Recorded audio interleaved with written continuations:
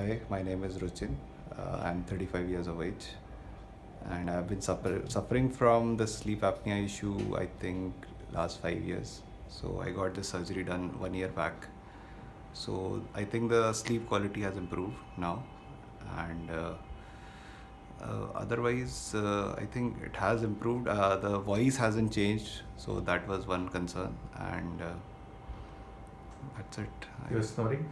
Snoring has reduced a lot, so I think it is completely removed. But yeah, I haven't monitored it that much, so that has also improved. How about your nasal breathing?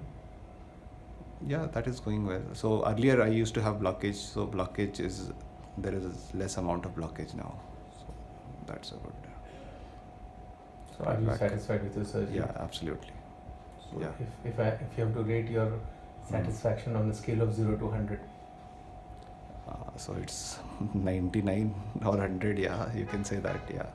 So it has definitely helped, and actually, I told my friend also. He also got the surgery done from you. Actually, his name is Neelab, so he was here. Yeah. he's also happy. Yeah, he's happy. He's very happy. Yeah.